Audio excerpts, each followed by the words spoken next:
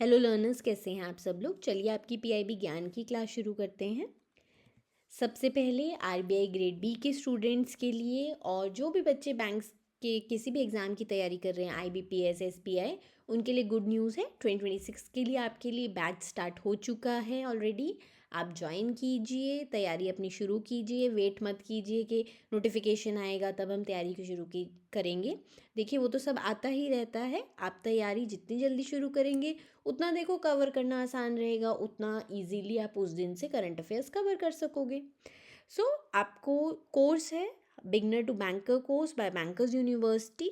इस कोर्स में आपको basic to advanced video classes मिल जाती है बाय एक्स मैनेजर्स जिन्होंने खुद बैंक के एग्ज़ाम्स क्लियर किए हुए हैं। देन 1-on-1 पर्सनल गाइडेंस मिलता है आपको। सिलेबस का सारा कवरेज होगा आपका, स्टडी नोट्स और प्रैक्टिस मटेरियल भी मिलेगा और डाउट क्लियरेंस सपोर्ट भी आपको मिलता है। कोर्स को लेने का लिंक आपके डिस्क्रिप्शन बॉक्स में गिवन है। और जो कोर्स है ये आपके देखिए 2 वर्जन्स में अवेलेबल है, स्टैंडर्ड एंड प्रो। स्टैंडर्ड आपका जो है इसमें आपको सब कुछ ऑनलाइन अवेलेबल होता है। प्रो वर्जन में ऑनलाइन तो सब अवेलेबल होगा, प्लस आपको फेज़ 2 की आरबीआई की बुक्स होम डिलीवर्ड होती हैं। आपके स्टैंडर्ड कोर्स का प्राइस है 4899, आफ्टर डिस्काउंट 55% का डिस्काउंट चल रहा है अभी इस पर। प्रो वर्जन का है 8499 और ये भी डिस्काउंटेड प्राइस है आपका, 60% डिस्काउंट चल रहा है। तो जल्दी लीजिए और अभी अपने जाइए डिस्क्रिप्शन बॉक्स में और ये कोर्स को लीजिए और अपनी पढ़ाई शुरू कीजिए। चलिए पहली न्यूज़ है आपकी, prime minister lauds milestone of 30 lakh households adopting rooftop solar under PM Suryaghar scheme. तो पीएम सूर्यघर सरकार की स्कीम है और हम लोग पहले हाइलाइट्स देख लेते हैं। 30 लाख हाउस होल्ड्स हैं, यानी 30 लाख घरों की छतों पे आपके सोलर पैनल्स लग चुके हैं। लीडिंग स्टेट कौन है? गुजरात जो है वो नेशन में सबसे टॉप पे स्टेट है, जहाँ पर सबसे ज़्यादा हाउस होल्ड्स में अंडर पीएम सूर्यघर स्कीम आपके रूफटॉप सोलर सिस्टम्स लगे हैं। देन सेकंड पे महाराष्ट्र है, थर्ड पे उत्तर प्रदेश है। और देखिए जो स्कीम है इसमें मार्च 2025 तक 10 लाख थे, लेकिन फेब 2026 यानी कि देखिए तो 11 महीने के अंदर ये 10 से सीधा 30 लाख हो गया है। देन इसमें क्या है, देखो सब्सिडी मिलती है। अभी हम स्कीम के बारे में पूरी बात करेंगे, योजना के बारे में। और अभी तक 14,000 करोड़ रुपए की जो सब्सिडी है वो ऑलरेडी डिस्पर्स हो चुकी है लोगों के खातों में। चलिए अब हम योजना के बारे में बात करते हैं। तो पीएम सूर्यघर मुफ्त बिजली योजना ये फेब 2024 में लॉन्च की गई थी। इसका पूरा फाइनेंशियल आउटले है 75,021 करोड़ रुपीज़। और स्कीम का एम क्या है कि 300 units of free electricity every month देना है टू 1 करोड़ हाउस होल्ड्स। तो ये वो कैसे फ्री देंगे? तो इसमें बेसिकली क्या होता है कि यूनिट्स जो भी अपने घर पे सोलर रूफटॉप सिस्टम लगाएंगे ना, वो यूनिट्स जो भी उससे प्रोड्यूस होते हैं वो जाके आगे सरकार को मेन ग्रिड में देते हैं। और इसमें क्या है कि जो भी अपने घर के ऊपर ये लगाएगा उन्हें सब्सिडी मिलेगा। और सब्सिडी सिस्टम क्या है कि ये ना आपके जितना भी आप किलोवाट तक का लगाते हो सोलर सिस्टम, उसके हिसाब में है सोलर प्लांट। फिक्स सब्सिडी है। अगर आपने 2 किलोवाट तक के सोलर पैनल्स लगाए हैं तो 30,000 पर किलोवाट आपको मिलेगी। और अगर आपने एडिशनल 1 किलोवाट लगा लिया कि आपके पहले 2 था, अब आप एक और लगा रहे हो, 3 किलोवाट कर रहे हो, तो फिर आपको 18,000 मिलेगी फॉर योर 3rd किलोवाट। और अगर 3 किलोवाट से ऊपर का लगाते हो सोलर पैनल्स या सोलर प्लांट, देन आपकी जो सब्सिडी है वो 78,000 रुपीज़ पर फिक्स्ड रहेगी। और जो हाउसिंग सोसाइटीज़ होती हैं उनमें क्या रहेगा, सब्सिडी ही रहेगी 18,000 रुपीज़ पर किलोवाट फॉर कॉमन फैसिलिटीज़, और ये अप टू 500 किलोवाट उन्हें मिलेगा। और एलिजिबिलिटी क्या क्या रहेगी, कौन कौन स्कीम के लिए अप्लाई कर सकते हैं? तो इंडियन सिटीज़न होना चाहिए एंड अपना खुद का रेजिडेंशियल हाउस होना चाहिए। और रूफ़ का जो है ना वो साइज़ गिवन है कि सोलर पैनल्स ऑब्वियसली लग जाने चाहिए उसमें, तो 100 स्क्वायर फीट आपके पर किलोवाट के लिए चाहिए। एंड कनेक्शन क्या है, तो एक valid grid connected electricity connection होना चाहिए, जिसके उन्हीं के नाम पे देखिए सब्सिडी आएगी, जिनके नाम पर आपका पूरा बिल और मीटर रहेगा। और कमर्शियल और इंडस्ट्रियल प्रॉपर्टीज़ एलिजिबल नहीं है स्कीम के अंतर्गत।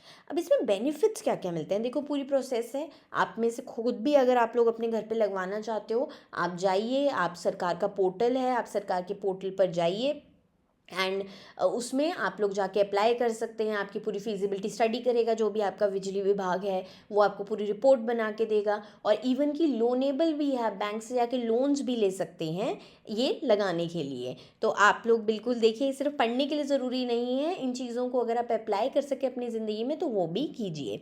अब बेनिफिट्स देखिए क्या क्या मिलेंगे अगर आप अपने घर में सोलर पैनल्स लगवाते हैं। सो ज़ीरो इलेक्ट्रिसिटी बिल होगा। हाउस होल्ड जो भी 300 यूनिट्स तक कंज्यूम कर रहे हैं can effectively bring their bills to zero.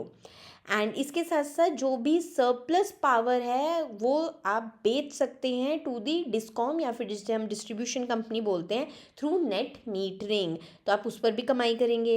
Then interest loans भी, मैंने कहा था ना आपको, लो इंटरेस्ट लोन्स भी अवेलेबल हैं।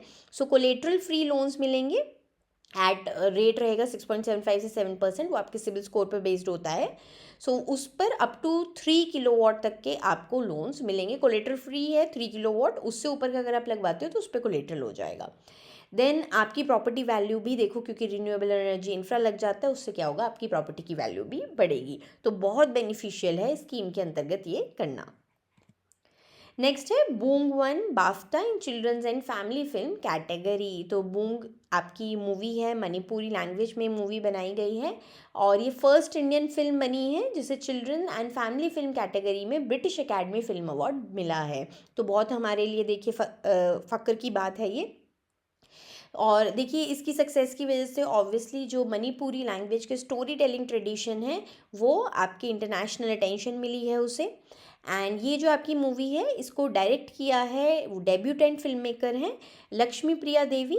और ये देखिए कि मूवी है जिसमें बेसिकली आप देख सकते हैं, मूवी अवेलेबल है, बहुत अच्छी मूवी है। सो एक बच्चा है और उसका फ्रेंड है, वो अपने फादर की खोज पे निकलता है, वो पूरी काफ़ी अच्छी एक ये स्टोरी है। चलिए नेक्स्ट है India and Gulf cooperation council sign joint statement on the India GCC FTA. तो अभी स्टेटमेंट साइन हुए, एफटीए नहीं साइन हुआ है। मैंने हमेशा आपको कहा है कि ध्यान से पढ़ना वर्ड क्या है, कि एक्चुअल एफटीए आ गया है या टॉक्स हो रही हैं, ये सब कुछ आपने ध्यान में रखना है। तो अभी उन्होंने से जॉइंट स्टेटमेंट साइन किया है कि हाँ अब हम लोग एफटीए पे बातचीत करेंगे। तो यहाँ पे अभी हम सिर्फ जीसीसी के बारे में जान लेते हैं, वो क्या है, गल्फ कॉपरेशन काउंसिल। तो आपका एक पॉलिटिकल और इकोनॉमिक अलायंस है 6 मिडल ईस्टर्न नेशंस का। ये मई 25, 1981 में बनाया गया था। कहाँ पे, रियाद, सऊदी अरेबिया में। मेंबर स्टेट्स हैं इसके Saudi Arabia, UAE, Qatar, Kuwait, Oman and Bahrain. चलिए ऑब्जेक्टिव्स क्या हैं इनके, देखिए जो भी मेंबर स्टेट्स हैं वो हर फील्ड में इंटीग्रेशन कोऑर्डिनेट करते हैं, इंटीग्रेट करते हैं, यूनिटी बना के चलते हैं। अपनी एक कॉमन मार्केट बनाई हुई है, जैसे यूरोपियन यूनियन है ना, वैसे इनका एक कस्टम यूनियन है। सो जिसे इन्होंने 2015 में इस्टेब्लिश किया था, यानी कि इन सारी कंट्रीज़ में आपस में बिल्कुल फ्रीली सब कुछ मूवमेंट होती है, उनकी कैपिटल की, लेबर की, हर चीज़ की, और एक कॉमन मार्केट की तरह ये वर्क करते हैं। इसके साथ साथ जो आपके जीसीसी के मेंबर्स हैं, देखो बेसिकली क्या है, आप ये देखो कि जितनी भी कंट्रीज़ हैं इनका ऑयल में ज़्यादा है। तो ये अब ऑयल डिपेंडेंसी से मूव करना चाहते हैं मिलके कि हम लोग और चीज़ों पर भी ध्यान दें, टेक्नोलॉजी, टूरिज़्म, मैन्युफैक्चरिंग। और रीजनल भी देखिए, कोई भी इनको दिक्कत आती है सारी कंट्रीज़ मिलके लड़ती हैं। They coordinate on defence and internal security through the peninsular shield force. चलिए नेक्स्ट है India and France sign amending protocol to update double taxation avoidance convention. So India France DTAC, इसमें क्या क्या अपडेट्स आए हैं हम लोग देख लेते हैं। तो पहले से ये देखिए साइन था, इसको आप एग्रीमेंट भी बोलते हैं, कन्वेंशन भी बोलते हैं। सो 2026 में क्या क्या अब इसकी अपडेट्स आई हैं वो हम देख लेते हैं। सो सबसे पहले कैपिटल गेन ऑन शेयर्स। तो जब भी देखो हम लोग शेयर्स मैंने खरीदे हैं मार्केट में और मैं बेचती हूँ ना, तो अगर उस पर मैं कुछ भी कमाई करती हूँ ना, तो उसे हम शॉर्ट टर्म या लॉन्ग टर्म कैपिटल गेन बोलते हैं। शॉर्ट टर्म कैपिटल गेन आपका साल से कम का होता है और लॉन्ग टर्म कैपिटल गेन आपका साल से ज़्यादा का होता है। और इन पे क्या होता है, अलग अलग परसेंटेज पे टैक्सेस लगते हैं। अब ओल्ड रूल क्या था कि फ्रेंच रेजिडेंट्स जो थे उन्हें एग्जेम्पशन मिलता था, या फिर इंडिया में कम टैक्सेशन लगता था अगर उन्हें कोई भी गेन है from selling shares of Indian companies. अब नया रूल क्या कह रहा है कि जो सोर्स कंट्री होगी ना, जहाँ पे जो कंपनी है जिसके आपने शेयर खरीदे हैं, वो कंपनी जहाँ की रेजिडेंट है, ठीक है, वो ही कंट्री पूरे टैक्स लगाएगी। यानी कि अभी एग्जेम्पशन और लिमिटेड टैक्सेशन खत्म। अगर आपने इंडियन कंपनीज के शेयर लिए हैं तो उसके सारे गेन आपके इंडिया में ही टैक्सेबल होंगे। देन डिलीशन हुआ है of the most favoured nation clause. तो ये क्लॉज क्या है, ये पहले ना फ्रांस जो होता था वो लोअर टैक्स रेट्स उनको मिल जाते थे अगर इंडिया ने उनको ऑब्वियसली मोस्ट फेवर्ड नेशन का वो दिया हुआ था। सो उसकी वजह से टैक्स रेट्स कम थे, देखो जैसे ऊपर कैपिटल गेन हर चीज़ का बेनिफिट मिल रहा था। लेकिन अब इस क्लॉज को डिलीट कर दिया गया है एंड इसमें क्या है कि अब जो भी ये बेनिफिट्स थे मोस्ट फेवर्ड नेशन के वो नहीं मिलेंगे फ्रांस को। नेक्स्ट है रिवाइज डिविडेंड टैक्सेशन। तो पहले क्या होता था कि यूनिफॉर्मली 10% डिविडेंड पे लगता था टैक्सेशन, लेकिन अब उन्होंने स्प्लिट रेट सिस्टम आ गया है, 5% टैक्स रेट रहेगा। So if the share holder holds at least 10% of the capital of the company paying the dividend तो उन्हें 5% लगेगा, और इसके बावजूद कोई भी अदर केसेस हैं तो उन्हें 15% रेट देना पड़ेगा डिविडेंड्स पे। इसके साथ साथ टेक्निकल सर्विसेज और परमानेंट एस्टैब्लिशमेंट्स जो भी हैं, सो ये बेसिकली देखिए इंडो यूएस ट्रीटी जो है ना उसके साथ अलाइनमेंट कर दी गई है टेक्निकल सर्विसेज की। सो इसमें क्या है, आपके टैक्सेशन तभी लगेगी ओनली इफ टेक्नोलॉजी और knowledge is transfer to the user, तो तभी टैक्सेशन लगेगी दोनों कंट्रीज़ के बीच में। और अगर कोई सर्विस परमानेंट एस्टैब्लिशमेंट है, सो ये क्लॉज को अब ऐड किया गया है। So it allows a country to tax the profits of a foreign enterprise if it provide service in that country beyond a specific duration. तो मानो अगर फ्रांस की कोई कंपनी हमारे यहाँ पर है और कुछ भी इन्होंने ड्यूरेशन रखा, उससे ज़्यादा अगर वो यहाँ रहती है तो जो भी वो कमाई यहाँ से करेगी टैक्सेशन उसे यहीं देना पड़ेगा। तो ये सब चेंजेस आए हैं, देखो बेनिफिट ही करेंगे। इंडिया का कहीं ना कहीं जो टैक्स हमें अभी बाहर जा रहा था या हम लोगों ने जो एग्जेम्पशंस दे रखी थी वो अब हम नहीं देंगे, हमारा टैक्स कलेक्शन बढ़ेगा। चलिए अब DTAC या DTAA के बारे में भी जान लेते हैं, डबल टैक्सेशन अवॉइडेंस कन्वेंशन या फिर डबल टैक्सेशन अवॉइडेंस एग्रीमेंट जिसे बोला जाता है। तो ये क्या होता है, ये दो कंट्रीज़ के बीच में बायलैटरल ट्रीटी होती है कि टैक्स को कैसे ट्रीट करोगे। कि मानो जैसे हम इंडिया फ्रांस की बात कर रहे हैं, सो फ्रांस का रेजिडेंट मेरी अगर इकोनॉमी में इंडिया में आके कमाई कर रहा है और इंडिया का कोई भी इंसान जाके फ्रांस में कर रहा है, तो उनकी इनकम पे कैसे टैक्सेशन होगा यही इन ट्रीटीज़ में बात की जाती है। सो अगर ये नहीं होगा, अगर मानो कोई से दो कंट्रीज़ के बीच में नहीं है तो क्या होगा, मानो मैंने कमाई करी फ्रांस से, अब मैं फ्रांस में भी टैक्स दे के आ रही हूँ और जब मैं कमाई को इंडिया में ला रही हूँ तो मुझे इंडिया में भी, तो मेरी तो इनकम पे दो बार लग गया ना टैक्स। तो इसीलिए ये आपके एग्रीमेंट्स या कन्वेंशन दो कंट्रीज साइन करती हैं। तो इसके डिफरेंट डिफरेंट मेथड्स होते हैं। सबसे पहले जैसे कि क्या क्या हो सकता है, तो सबसे पहले टैक्स क्रेडिट मेथड हो सकता है जिसमें जो टैक्स पेयर है वो सोर्स कंट्री यानी जहाँ पे मैंने इनकम कमाई की है, अर्न की है, वहाँ पर टैक्स पे करता है और उसी अमाउंट का आपको क्रेडिट मिल जाता है आपकी होम कंट्री में। तो मानो मैंने फ्रांस में फॉर एग्जांपल 100 रुपये का टैक्स पे किया, अब इंडिया में आके वो आपका 110 रुपये का बना है कि मानो परसेंटेज यहाँ ज़्यादा है, तो वो 100 रुपये का मुझे क्रेडिट मिल जाएगा, मुझे सिर्फ 10 रुपये देना पड़ जाएगा। देन एग्जेम्पशन मेथड होता है, तो इसमें क्या होता है, सिर्फ एक कंट्री ही टैक्स लगाएगी, दूसरी इसमें बिल्कुल ही एग्जेम्पशन हो जाती है। देन लोअर टैक्स रेट्स भी हो सकते हैं, तो इसमें से कुछ भी मेथड देखो दो कंट्रीज चूज़ कर सकती हैं। लोअर में ये रहेगा कि दोनों अपने लोअर लोअर लगाएंगी, तो ये रहता है हिसाब। अब इससे क्या होता है, टैक्स इवेजन प्रिवेंट करने के लिए ज़रूरी है, क्योंकि देखो वरना लोग कहेंगे अरे मानो दोनों कहीं का यहाँ 30% वहाँ मैं तो 60%, तो मैंने टैक्स दे दिया मेरे पास तो 40% बचा, तो लोग क्या करेंगे, वो टैक्स इवेजन करने लग जाएंगे, है ना। फिर इन्वेस्टमेंट अट्रैक्ट करने के लिए ज़रूरी है, क्योंकि देखो फिर कोई कंपनी का क्यों बाहर की MNCs आपकी कंट्री में आना चाहेंगी अगर इतना टैक्स होता, उसके लिए भी ये ज़रूरी है। और फेयर भी है, क्योंकि क्या होगा इससे, क्या है दो कंट्रीज़ के देखो टैक्स लॉज अलग अलग होते हैं, अलग तरह से इनकम वो करनी पड़ती है, तो इससे ना सबका काम बहुत ज़्यादा हैपहैज़र्ड हो जाएगा। ईज़ ऑफ डूइंग बिजनेस के लिए भी ये बहुत ज़रूरी होता है। चलिए नेक्स्ट है, union finance minister Shrimati Nirmala Sitharaman ji launches national monetization pipeline 2.0। So इसका फर्स्ट वर्जन आपका लॉन्च हुआ था और काफ़ी सक्सेसफुल रहा था। जो ये आपकी पाइपलाइन है इसे डेवलप किया है नीति आयोग ने, और ये 5 ईयर का रोड मैप रहेगा 2026 से 2030 तक के लिए। इसमें क्या होता है, बेसिकली जो आपके brown field public infrastructure assets है ना, ब्राउन फील्ड जो ऑलरेडी एग्जिस्ट करते हैं, जो भी सरकार के एसेट्स हैं, उनको हम कैसे और ज़्यादा अनलॉक करें, उनकी वैल्यू को, उनकी प्रोडक्टिविटी को, वो सब इसमें देखा जाता है। सो हम लोग हाइलाइट्स और टारगेट्स देख लेते हैं अब आपकी NMP 2.0 के। सो एग्रीगेट टारगेट है कि पूरा जो है potential of 16.72 lakh crore rupees का इसमें रखा गया है।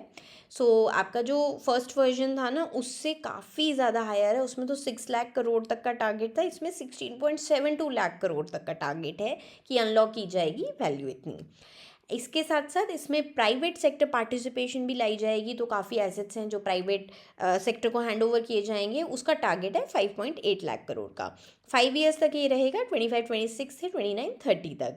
एंड इसमें जो फोकस है कोर एसेट्स पे रहेगा, जैसे कि हाईवेज़ हैं, रेलवेज़ हैं, पावर सेक्टर है, तो वो सब इसमें हैं। जो नॉन कोर एसेट्स हैं जैसे कि लैंड और बिल्डिंग्स, उनको एक्सक्लूड किया गया है। अब ये वर्क कैसे करता है पूरा सिस्टम, नेशनल आपका जो मोनेटाइजेशन पाइपलाइन है। ये क्या है, अब इसका ना मतलब एक बात याद रखना, इसका मतलब प्राइवेटाइजेशन नहीं है कि मैंने चीज़ों को प्राइवेट सेक्टर को बेचना नहीं है। 100% ओनरशिप सरकार की ही रहती है, लेकिन इसके अंतर्गत क्या होता है कि जो प्राइवेट सेक्टर है ना उसको सिर्फ ऑपरेट करने के और मेंटेन करने के राइट्स देते हैं हम थोड़े से फिक्स्ड पीरियड के लिए, कि इतने टाइम के लिए मैंने लीज कर दिया है, ओनरशिप मेरी ही है, ये प्राइवेटाइजेशन नहीं है। इसके डिफरेंट मॉडल्स हैं, जैसे कि आपका डायरेक्ट कॉन्ट्रैक्चुअल मॉडल होता है, ये आपका पब्लिक प्राइवेट पार्टनरशिप की तरह ही है। इसमें क्या होता है बेसिकली, जैसे कि थोड़े टाइम के लिए मानो मैंने हाईवे दे दिया कि आप उसको ऑपरेट करो, मेंटेन करो, उसका टोल कलेक्ट करो, और जब एक थोड़े टाइम के बाद मुझे ट्रांसफ़र बैक कर देना, ठीक है, टीओटी मॉडल जिसे हम बोलते हैं। ये हम लोगों ने क्लासेस में किया हुआ है आपका ऑल्टरनेट सोर्सेज ऑफ फाइनेंस में। स्ट्रक्चर्ड फाइनेंसिंग हो सकता है, इन आपके इसमें आपके इंफ्रास्ट्रक्चर इन्वेस्टमेंट ट्रस्ट, इन आपके अभी आपको याद होगा रिसेंटली सरकार ने अपनी लॉन्च भी की है, पहली हम लोगों ने न्यूज़ में पिछले दिनों कवर भी किया था, ये आपको पता होना चाहिए, ये वही है structured financing. Infrastructure investment trust use की जाएंगी, रियल एस्टेट इन्वेस्टमेंट ट्रस्ट बनाए जाएंगे to attract retail and institutional investors. इसमें क्या होगा, आपके हाईवेज़ को बेसिकली यूनिट्स छोटे छोटे बनाए जाएंगे और उनको रिटेल इन्वेस्टर्स को बेचा जाएगा। वो क्या होगा, जो हाईवे से कमाई होगी वो भी अर्निंग आपको मिलेगी। ये सब हमने डिटेल में डिस्कस किया हुआ है। देन सिक्योरिटाइजेशन, इसमें क्या होगा कि जो भी फ्यूचर में किसी भी एसेट से कैश फ्लो होने वाले हैं ना, उसको सिक्योरिटाइज, उसकी सिक्योरिटीज़ बनाई जाएंगी और वो बेची जाएंगी इन्वेस्टर्स को, जैसे कि पावर ट्रांसमिशन लाइंस में या पाइपलाइंस में होता है। देन स्ट्रैटेजिक ऑक्शंस, इसमें कोल और माइनिंग सेक्टर्स में ये यूज़ होता है कि ऑक्शन किया जाता है थोड़े टाइम के लिए कि ये ब्लॉक आपका हो गया, और रेवेन्यू इसमें शेयरिंग मॉडल में रहता है, थोड़ा सरकार का रहेगा, थोड़ा प्राइवेट सेक्टर का रहेगा। चलिए, इसमें 12 की सेक्टर्स हैं जो कवर किए जाएंगे आपके इस पाइपलाइन में। टॉप 3 सेक्टर्स जो मोस्ट इंपॉर्टेंट रहेंगे वो हैं हाईवेज, पावर एंड पोर्ट्स। 60% इन्हीं में से, इन तीनों में से ही किया जाएगा मोनेटाइजेशन। देन इसका सिग्निफिकेंस क्या रहेगा, देखो जो भी प्रोसीड्स अब इसके थ्रू मिलेगी सरकार को, उससे वो लोग नए ग्रीन फील्ड प्रोजेक्ट्स बनाएंगे, जैसे कि स्कूल, हॉस्पिटल्स, नए एक्सप्रेसवेज। अब इससे क्या है, देखो ऑब्वियसली प्राइवेट सेक्टर का एक्सपर्टीज़ मिल जाएगा, है ना, और जो मॉनिटरिंग है इसका प्रोग्रेस पूरा ट्रैक किया जाएगा। एक empowered core group of secretaries on asset monetisation बनाया जाएगा, जिसे कैबिनेट सेक्रेटरी चेयर करेंगे। एंड इसके साथ साथ क्या होगा, फंड्स जो भी इससे कमाई होंगी वो कंसोलिडेटेड फंड ऑफ इंडिया में फ्लो करेगी, और स्टेट गवर्नमेंट सबको मिलेगा, रिस्पेक्टिव पीसीयू सबको इसमें से पार्ट मिलेगा। चलिए नेक्स्ट है, cabinet approves alteration to the name of the state of Kerala to Keralam. ये देखिए रेजोल्यूशन यूनानिमसली पास किया है केरला लेजिस्लेटिव असेंबली ने, जून 2024 में उन्होंने पास किया था, अब इसे कैबिनेट ने अप्रूवल दे दिया है। इसमें क्या है कि वो चेंज कर रहे हैं, सबसे पहले लिंग्विस्टिक रूट्स है, तो मलयालम जो उनकी भाषा है केरला की, उसमें जो केरला है उसको हमेशा केरलम ही बोला गया है।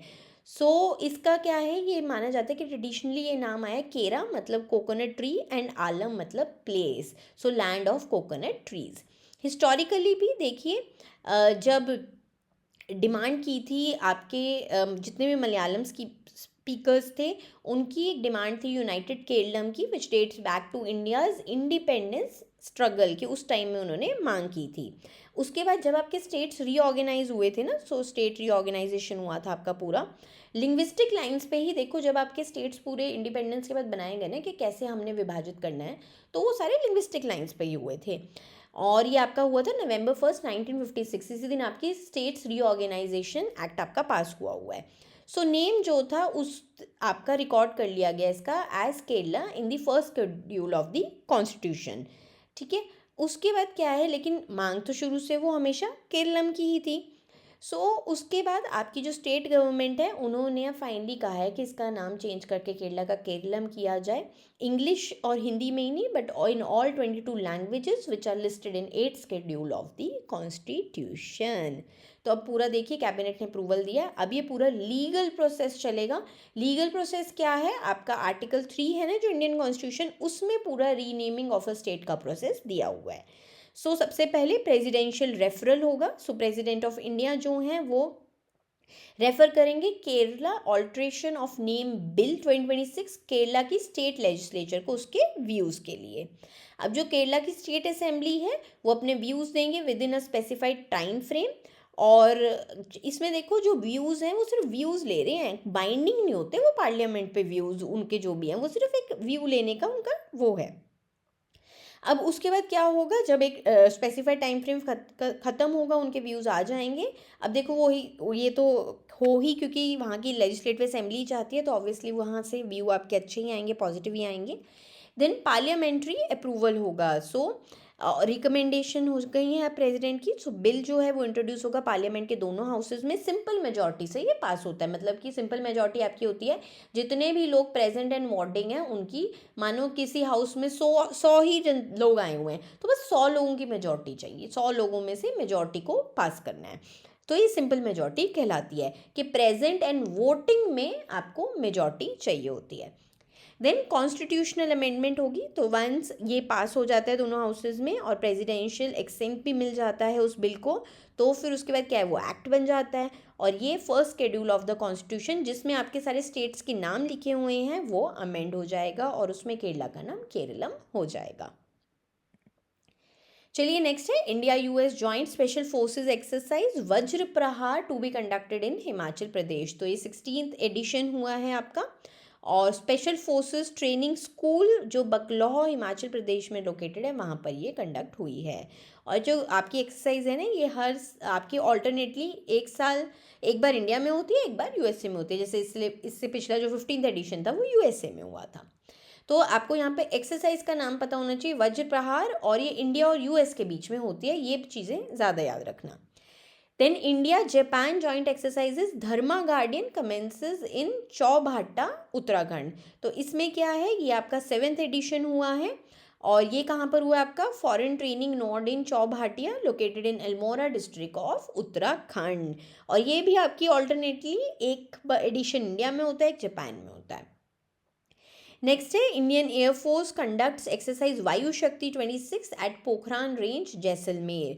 तो जो वायु शक्ति है किसी हमारी कंट्री के साथ नहीं होती, ये सिर्फ इंडियन एयरफोर्स की अपनी by annual fire power demonstration exercise है और ये हर साल पोखरान फील्ड फायरिंग रेंज में होती है in Thar desert of Rajasthan. Next है national board of examinations in medical sciences achieves historic milestone with official Guinness world record recognition. और किस में मिला इन्हें, most viewers of an artificial intelligence in health care lesson live stream on YouTube. चलिए next है Shri Hardeep Singh Gill ji and Shri Karam Singh Karma ji have assumed the charge of members in the National Commission for सफाई कर्मचारीज। तो चलिए हम लोग नेशनल कमीशन फॉर सफाई कर्मचारीज के बारे में यहाँ पे जान लेते हैं।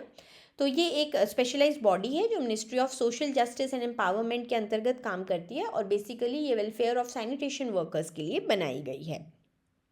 इसका ओरिजिन हुआ था तो अगस्त 12, 1994 को ये बनाई गई थी और एक्ट पास हुआ था आपका 1993 में, नेशनल कमीशन फॉर सफाई कर्मचारीज एक्ट। करंटली जो है आपका ओरिजिनल एक्ट था वो 2004 में लैप्स हो चुका है। तो अब जो ये कमीशन है ना, ये नॉन स्टैट्यूटरी बॉडी हो चुकी है, ये बात याद रखना। तो अब क्या होता है कि टेन्योर ना थोड़े थोड़े टाइम बाद गवर्नमेंट रेजोल्यूशन पास करती है और उसके टेन्योर को आगे बढ़ाती है। और रिसेंटली फेब 2025 में यूनियन कैबिनेट ने इसकी एक्सटेंशन 3 साल के लिए की थी, तो अब ये एक्सटेंडेड है as non statutory body until March 31, 2028। Composition देख लेते हैं, तो इनमें एक चेयरपर्सन होते हैं जिन्हें यूनियन मिनिस्टर ऑफ स्टेट का उपाधि मिलती है, एक वाइस चेयरपर्सन होते हैं जो, और 5 मेंबर्स होते हैं, और 5 मेंबर्स में से एटलीस्ट एक आपकी वुमेन मेंबर होनी चाहिए, और इसी में से अब 2 मेंबर्स हैं जिनके हमने ऊपर नाम लिए थे, वो अपॉइंट किए गए हैं। फंक्शंस और पावर्स क्या हैं?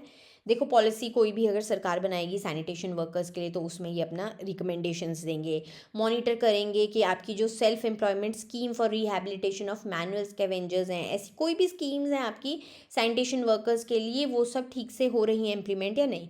कोई भी ग्रीवेंस है, कोई भी सुमोटू नोटिस लेना है कि नहीं गलत हुआ है किसी सैनिटेशन वर्कर के साथ, कोई भी उनकी अगर मिस हैपनिंग हो जाती है, उस सब के ये लोग उनकी ग्रीवेंसेस भी हैंडल करेंगे, इन्वेस्टिगेट भी करेंगे कोई भी अगर केस है।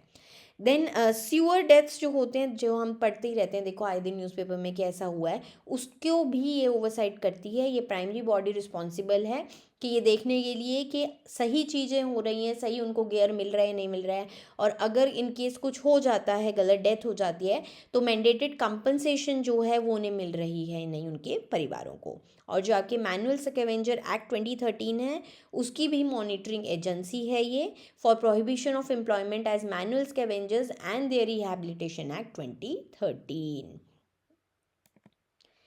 नेक्स्ट है list of outcomes visit of prime minister to Israel. तो इजराइल वो गए, तो देखिए जिस भी कंट्री के साथ जाते हैं हमारी ऑब्वियसली काफ़ी चीज़ें साइन होती हैं, MOU साइन होते हैं। सो आपके देखिए इस बार जब हमारे जो प्रधानमंत्री हैं वो गए 2 डे विजिट पर। सो प्राइमरी क्या है, प्राइमरी आउटकम सबसे बड़ा इसमें क्या हुआ है कि रिलेशनशिप स्टेटस अपडेट हुआ है इजराइल के साथ हमारा। अब हम उनके special strategic partnership for piece, innovation and prosperity, ये रिलेशनशिप हो गया है हमारा इजराइल के साथ।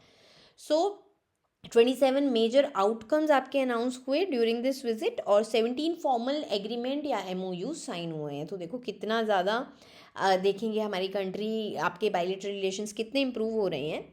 इसके साथ साथ हमारे जो प्रधानमंत्री हैं उन्होंने जो वहाँ की जैसे पार्लियामेंट है ना, इजरायली पार्लियामेंट उसका नाम है नेसेट, तो उन्हें एड्रेस भी किया है, और वो फर्स्ट इंडियन प्राइम मिनिस्टर बने हैं जिन्होंने इजरायली पार्लियामेंट को एड्रेस किया है। देन की या फिर इंपॉर्टेंट आपके एग्रीमेंट्स और MOUs क्या क्या हैं, तो वो हम देख लेते हैं। टेक्नोलॉजी और डिजिटल इंफ्रास्ट्रक्चर के केस में आपका MOU साइन हुआ है आर्टिफिशियल इंटेलिजेंस के केस में। देन आपका Indo Israel cyber centre of excellence बनाया जाएगा। UPI इंटीग्रेशन, ये तो देखो मोस्टली हर कहीं चल रहा है। सो MOU साइन हुआ है NPCI इंटरनेशनल एंड माशफ, जो कि आपकी इजराइल की है। क्रॉस बॉर्डर रेमिटेंसेस किए जाएंगे using India's UPI। Then horizon scanning, so एक और आपका डिक्लेरेशन ऑफ इंटेंट साइन हुआ है to collaborate on strategic foresight and risk assessment using AI driven tools, और AI इन एजुकेशन के लिए भी MOU साइन हुआ है। एग्रीकल्चर के केस में India Israel innovation centre for agriculture, जो कि ICAR पे बना एस्टैब्लिश किया जाएगा। देन फिशरीज और एक्वाकल्चर के केस में भी आपका साइन हुआ है, एंड एक सेंटर ऑफ एक्सीलेंस आपके 35 जो आपके करेंटली सेंटर ऑफ एक्सीलेंस हैं उनको एक्सपैंड किया जाएगा to 100 villages of excellence across India. Then labour mobility protocols, आपके 3 सेपरेट प्रोटोकॉल साइन हुए हैं to allow regulated recruitment of Indian workers in Israel, और किस किस फील्ड में, commerce and services, manufacturing, restaurant sector. इसके साथ साथ इंडिया के IFSCA और इजराइल के सिक्योरिटीज़ अथॉरिटी के बीच में भी MOU साइन हुआ है टू शेयर बेस्ट प्रैक्टिसेस, और कॉपरेशन भी की जाएगी। कॉपरेशन एग्रीमेंट साइन हुआ है between Indian council of arbitration and Israeli institute of commercial arbitration. Culture के केस में इजराइल कोलैबोरेट करेगा इंडिया को on development of national maritime heritage complex in Lothal, Gujarat. तो आप यहाँ तो देखो इसमें तो मोस्टली हर कंट्री के साथ, फ्रांस के साथ भी हमने साइन किया था। देन कल्चरल एक्सचेंज प्रोग्राम भी नया लाया जाएगा फॉर 2026 to 2029, और एकेडमिक भी देखिए नालंदा यूनिवर्सिटी और हिब्रू यूनिवर्सिटी के बीच में आपके MOU साइन हुआ है। इसके साथ साथ और क्या इंपॉर्टेंट अनाउंसमेंट्स हुई है, तो क्रिटिकल एंड इमर्जिंग टेक्नोलॉजीज़ आपकी जो है एक नया इनिशिएटिव साइन किया गया है, which will be led by national security adviser of both countries to collaborate on semiconductors, quantum computing and critical minerals. और इसके साथ साथ जो आपकी joint commission on science and technology थी दोनों कंट्रीज़ के बीच में, it has been elevated to the ministerial level.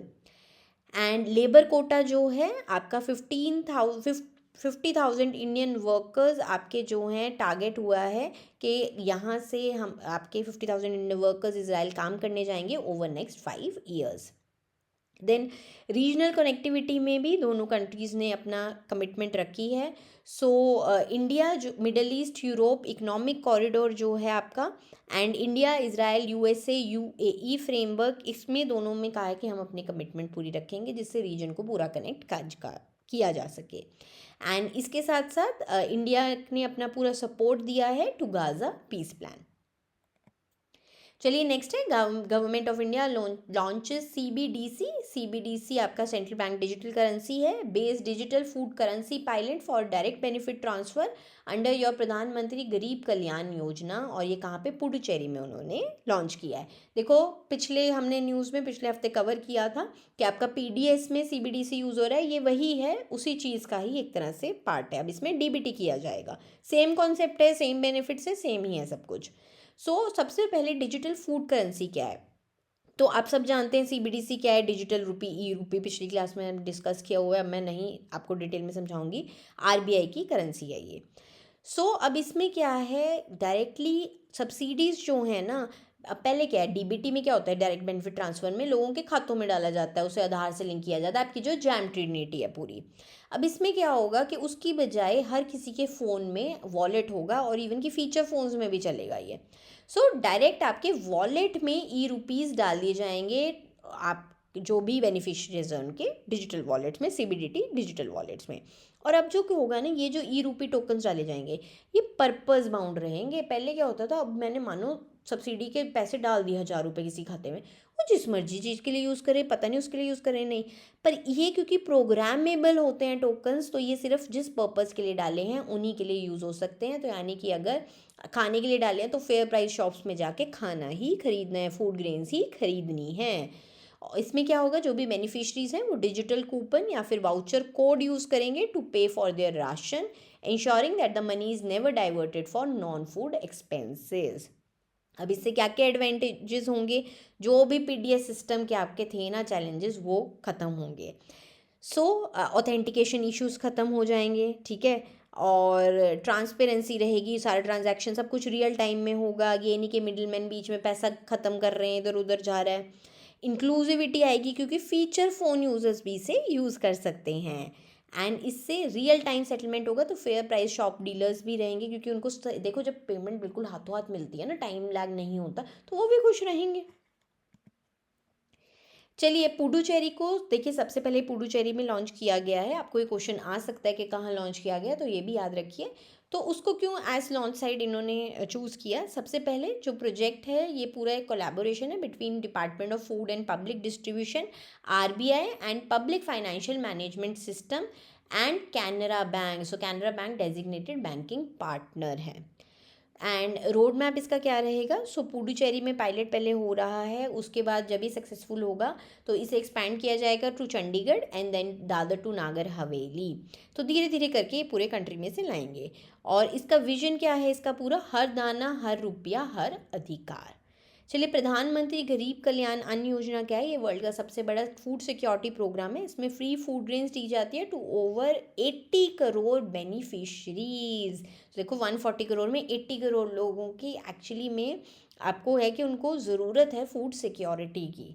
And January 2024 से it has been integrated with the national food security act to provide free ration for a period of 5 years. चलिए next है, MSME ministry upgrades national small industries corporation to schedule A CPSE. तो schedule A upgradation से देखिए क्या क्या इनको benefit रहेगा। Financial autonomy उन्हें ज़्यादा मिल जाती है। उनके पास अब पावर है कि वो कितना कैपिटल एक्सपेंडिचर कर सकते हैं, नए जॉइंट वेंचर्स खोल सकते हैं। अब उन्हें ना हर चीज़ के लिए मिनिस्ट्री का अप्रूवल नहीं लेना पड़ता है। देन मैनेजरियल एम्पावरमेंट हो जाती है। जो भी बोर्ड है वो उनका पे स्केल हायर हो जाते हैं। देन जो भी डायरेक्टर्स हैं, आप ना देखो जब पे स्केल अच्छा होगा तो आप बेटर कंपनी से लोगों को अट्रैक्ट कर पाओगे, मैनेजर्स को और एम्पावर्ड हो जाते हैं, बोर्ड और एम्पावर्ड हो जाता है। और इसके बाद क्या है, जब स्केड्यूल ए में आते हैं ना, अब इसके बाद वो क्या बनती है, फिर नवरत्ना स्टेटस मिलता है। नवरत्ना भी हमने पहले किया है ना, कोई कोई पीएससी जब नवरत्ना बनती है तो उनको फिर और ज़्यादा ऑटोनॉमी मिल जाती है। ठीक है, सो स्केड्यूल ए होना प्री रिक्विजिट है आपका अगर नवरत्ना स्टेटस चाहिए। चलिए NSIC के बारे में हम जान लेते हैं। 1955 में आपकी इस्टेब्लिश की गई थी, हेडक्वार्टर्ड है न्यू दिल्ली में। ये बेसिकली जो भी MSME सेक्टर है उसका पूरा असिस्ट, फाइनेंस, प्रोटेक्ट सारी देख रेख ये करते हैं। सो ये इम्प्लीमेंटेशन पार्टनर भी हैं फॉर जितने भी गवर्नमेंट के प्रोग्राम हैं MSME related, including your SC/ST hub and MSME global mart. Currently इसके CMD हैं डॉक्टर शुभ्रांशु शेखर आचार्य जी। चलिए CPSC के हम स्केड्यूल्स देख लेते हैं। तो देखो 4 स्केड्यूल्स होते हैं, जितनी भी आपकी सेंट्रल पब्लिक सेक्टर एंटरप्राइजेज है ना, ये 4 उसमें आती हैं। स्केड्यूल ए में आपकी सारी लार्ज और हाईली स्ट्रैटेजिक इंपॉर्टेंट जो हैं वो इनको सबसे ज़्यादा ऑटोनॉमी मिलती है और एग्जेक्टिव पे भी हाईएस्ट होती है। और स्केड्यूल ए ही है जिससे वो आगे आपके नवरत्ना, मिनी रत्ना स्टेटस में जा सकती हैं। देन स्केड्यूल बी है, इसमें मिड साइज आती हैं जो रीजनल हैं और नीश को ही आपका फोकस रखती है, नीश एक कॉमर्स में। इसमें उनको मॉडरेट फाइनेंशियल ऑटोनॉमी मिलती है और बोर्ड पावर मतलब मॉडरेट मिलता है। स्केड्यूल सी एंड डी सबसे स्मॉल और न्यूली एस्टैब्लिश एंटिटी को दिया जाता है, इसमें उनकी लिमिटेड ऑटोनॉमी रहती है और फोकस होता है ग्रोथ और स्टेबलाइजेशन पे। नेक्स्ट है Namaste scheme programme held in Pilibhit in the presence of honourable minister of state Shri BL Verma ji. चलिए नमस्ते स्कीम के बारे में यहाँ हम जान लेते हैं। तो 2022 में आपकी लॉन्च की गई थी। इसका फुल फॉर्म है national action for mechanised sanitation ecosystem और ये जॉइंट इनिशिएटिव है आपका ministry of social justice and empowerment and ministry of housing and urban affairs का। सो ये क्या है, इससे पहले ना आपका self employment scheme for rehabilitation of manual scavengers होता था, उसको रिप्लेस करके आपकी ये नमस्ते स्कीम आई थी। तो अभी आप देखो आज हम काफ़ी कवर कर रहे हैं, हमने अभी आपके नेशनल कमीशन फॉर सफाई कर्मचारी भी कवर किया, अब हम आपकी नमस्ते स्कीम भी कर रहे हैं। सो ऑब्जेक्टिव्स क्या हैं स्कीम के कि आपकी जितने भी डेथ्स होते हैं related to this sewer cleaning septic tanks उसको बिल्कुल ज़ीरो करना है और कोई भी सैनिटेशन वर्कर का डायरेक्ट कांटेक्ट नहीं होना चाहिए ह्यूमन फीकल मैटर से। ये नहीं है कि आप उस सीवर में जाके वो सफाई करो, नहीं, आप पूरी मशीनरी यूज़ करो, प्रॉपर गेयर यूज़ करो। देन स्किलिंग की जाती है, सैनिटेशन वर्कर्स को अब सैनिप्रेन्योर्स बनाया जा रहा है, यानी कि ऑन्ट्रप्रेन्योर्स बनाया जा रहा है, उन्हें प्रॉपर ट्रेनिंग और सर्टिफिकेशन दी जाती है। एंड इसके साथ साथ हर जो सैनिटेशन वर्कर है उन्हें एक यूनिक नमस्ते ID दी जाती है, उनका प्रॉपरली रजिस्ट्रेशन किया जाता है ताकि उन्हें सोशल सिक्योरिटी फॉर्मल फ्रेमवर्क में लाया जा सके। कंपोनेंट्स क्या क्या हैं स्कीम के? सबसे पहले जितने भी सैनिटेशन वर्कर्स थे, वेस्ट पिकर्स हैं, सबका एक पूरा डिजिटल सर्वे किया जाता है और इसमें अभी तक आपके पूरे 1.87 लाख वेस्ट पिकर्स प्रोफाइल हो चुके हैं nationwide as of Feb 2026। Then financial assistance दी जाती है of up to 5 lakh rupee for workers, जिससे वो क्लीनिंग व्हीकल्स, इक्विपमेंट्स खरीद सकें। एंड ये पूरा आपका स्वच्छता उद्यमी योजना है, उसके अंतर्गत उन्हें दी जाती है। हेल्थ एंड लाइफ इंश्योरेंस भी उन्हें दिया जाता है एंड आयुष्मान भारत स्कीम के अंतर्गत भी उन्हें लाया जाता है for health care and insurance schemes. इसके साथ साथ इमरजेंसी रिस्पांस सैनिटेशन यूनिट्स भी इस्टेब्लिश किए गए in all urban local bodies, कोई भी अगर इमरजेंसी हो जाती है उसे हैंडल करने के लिए। देन एक्सपेंशन आपका 24-25 में, तो देखो ओरिजिनली क्या था, ये स्कीम सिर्फ आपकी सुअर और सेप्टिक टैंक वर्कर्स के लिए थी, पर 24-25 के बजट में इसमें वेस्ट पिकर्स को भी इंक्लूड कर लिया गया है। नेशनल इसका प्रोग्रेस देख लेते हैं अब एज ऑफ Feb 2026। सो 89,000 के करीब आपके sewer and septic tank workers verify हो चुके हैं। देन 87,000 वर्कर्स जो हैं उनको already high grade PPE kits दी जा चुकी हैं और 74,647 वर्कर्स जो हैं उनको आयुष्मान हेल्थ इंश्योरेंस अम्ब्रेला के अंदर लाया जा चुका है। चलिए नेक्स्ट है monthly review of accounts of government of India up to January 2026। तो देखिए हर मंथ हम ये डिस्कस करते हैं, तो देखिए इसलिए हम हर मंथली बात करते हैं कि जिससे आपके कहीं ना कहीं माइंड में ना ये रिफ्रेश होती रहती है फिगर्स। चलिए सबसे पहले गवर्नमेंट की रिसीट्स यानी कि कमाई सरकार ने कितनी की है, तो आपके कहीं पूरे फाइनेंशियल ईयर के 10 महीने हो चुके हैं। अभी तक 27,08,654 रुपये का आपका जो सरकार है वो कमाई कर चुकी है, यानी कि आपके जो रिवाइज्ड एस्टिमेट है ना 25-26 के, उसका 79.5% कमाई हो चुकी है आपके 10 महीने में। और ये ब्रेकअप क्या है आपके 27 लाख का? तो सबसे पहले जो टैक्स रेवेन्यू है जो नेट टू सेंटर है, सिर्फ सेंटर को बचा है, उन्होंने स्टेट का शेयर जो दे चुके हैं उसके बाद, तो वो उनकी है 20,94,218। नॉन टैक्स रिवेन्यू है 5,57,000 and non debt capital receipts हैं 57,000 रुपीज़ की। तो इतना ही ये फिगर्स याद रखने की ज़रूरत नहीं है आपको, आप परसेंट में मोटा मोटा याद करो कि 79.5% हो चुका है। एंड टैक्स रिवेन्यू आपकी क्या होती है? जो आपके डायरेक्ट और इनडायरेक्ट टैक्सेस से कमाई होती है। नॉन टैक्स रिवेन्यू जैसे कि आपका PSU से जो डिविडेंड की कमाई है सरकार को, RBI जो प्रॉफिट्स देता है, फीस हो जाती है, ये सब कुछ जो पेनल्टीज़ लगाती है सरकार, वो सब हो जाता है। नॉन डेट कैपिटल रिसीट्स क्या होती हैं? अब जो मैं कोई एसेट बेच रही हूँ लेकिन जिससे मेरा कोई भी लोन नहीं क्रिएट हो रहा है, डेट नहीं क्रिएट हो रही है ना, इसमें क्या होता है कि आपने कहीं कोई लोन दिए थे स्टेट्स को, उसकी आपके पास रिकवरी हो रही है, कोई भी आपने अपना एसेट बेच दिया, अपनी कोई PSU बेच दी है, तो वो सब इसमें आते हैं। देन एक्सपेंडिचर का देख लेते हैं। तो expenditure on the other hand हो चुका है अभी तक 36,90,061 करोड़ रुपीज़ का, यानी कि रिवाइज्ड एस्टिमेट का 74.3% हम लोग खर्च कर चुके हैं।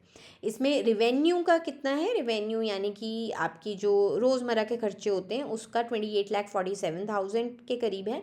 उसमें आपके इंटरेस्ट पेमेंट्स हैं 9,88,000। इंटरेस्ट पेमेंट समझ गए ना, जो हमने लोन्स ले रखे होते हैं उसकी पेमेंट्स। और मैंने हमेशा समझाया है ये क्या होता है कि अब देखो जो पैसे की कमी पड़ेगी, अब मैंने कमाई तो इतनी की 27 लाख के करीब, 27 लाख करोड़, 36 लाख करोड़ में खर्च रही हूँ, अब जो ऊपर का पैसा है वो फंड कहाँ से होगा? और देखो ये जो ऊपर का पैसा है ना, फ़र्क कहाँ है? ये सारा इंटरेस्ट पेमेंट्स ही होती हैं, है ना। और अब इंटरेस्ट, मानो मैंने लोन ले रखे हैं, उसके इंटरेस्ट को देने के लिए मैं और लोन लूँगी, यही हो रहा है ना। ये तो लोन का ना फिर चक्कर ही चला जाता है। एंड इसमें जो सब्सिडीज़ हैं उसका है 3,54,000 रुपीज़ का, करोड़ रुपीज़ का। एंड कैपिटल अकाउंट यानी कि जो भी सरकार ने कोई भी इंफ्रास्ट्रक्चर पे खर्चा किया है वो है 8,42,281 करोड़ रुपीज़ का। इसके साथ साथ अब फिजिकल डेफिसिट देख लेते हैं। सो गवर्नमेंट, देखिए ऑब्वियसली हम लोग फिजिकल डेफिसिट अपना कम करना चाहते हैं। क्यों कम करना चाहते हैं? अभी मैंने आपको ऊपर समझाया क्या होता है, नहीं तो वो आप डेट ट्रैप में बढ़ते जाते हो और क्या होगा, ये तो पैसा लेते जाओ लगाते जाओ। सरकार क्या चाहती है? वो चाहती है कि फिजिकल डेफिसिट हम जो है 4.5% ऑफ GDP कर लें इस फाइनेंशियल ईयर में। और जो आपके रिवाइज्ड एस्टिमेट थे उसमें से 4.4% आपका पेग किया गया है।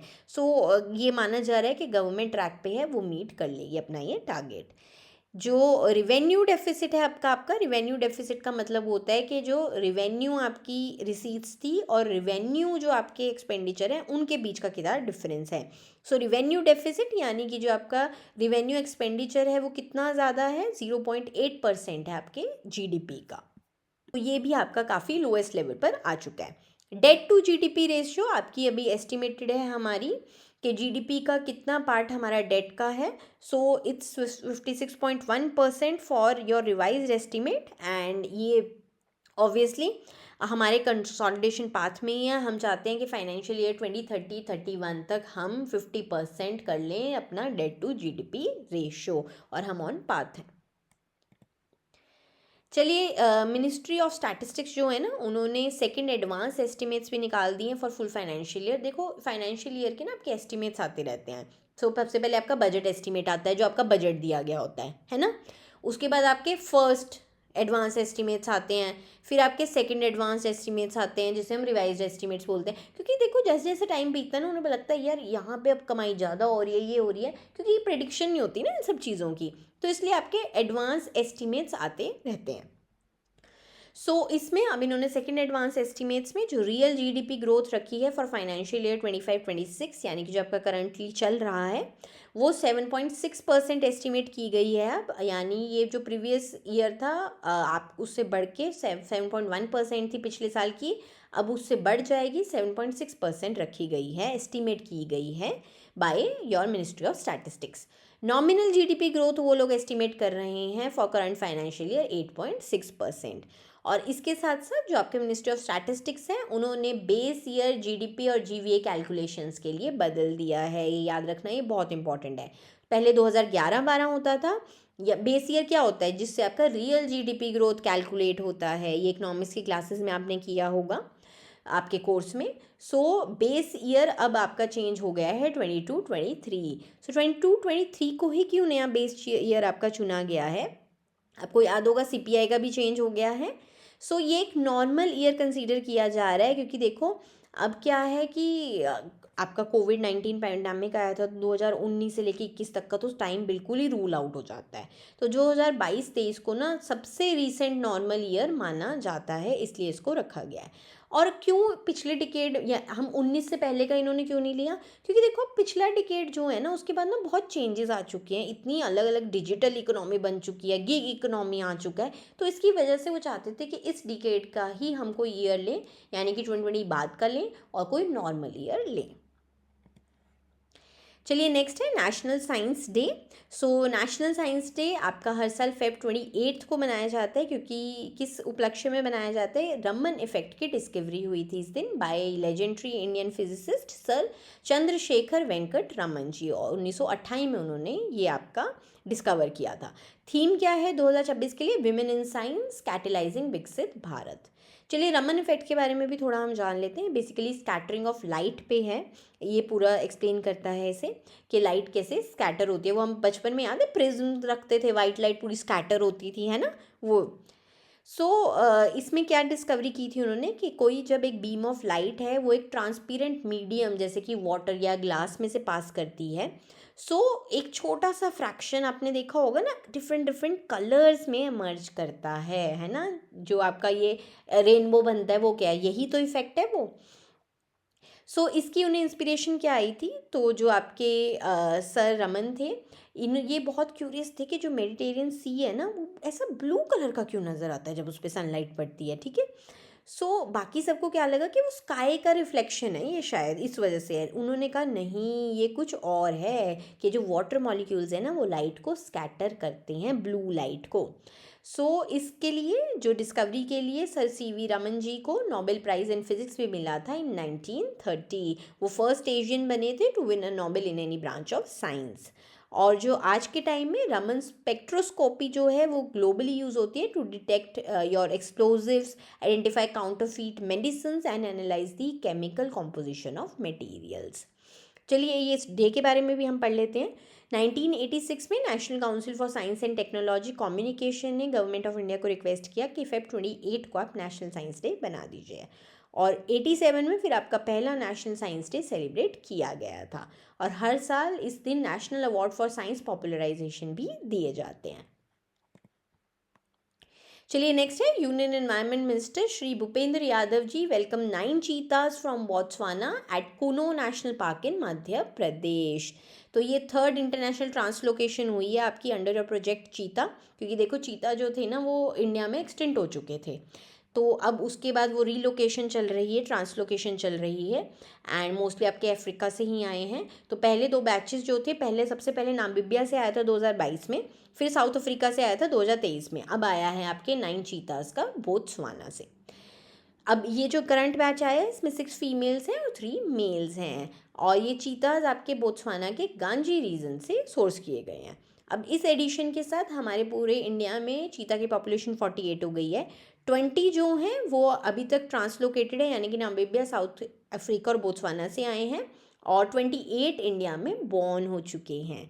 इसमें से 45 आपके कूनो नेशनल पार्क में लोकेटेड है, सबसे बड़ा वही है इस टाइम आपका लोकेशन। 3 जो हैं वो गांधी सागर सेंचुरी में हैं।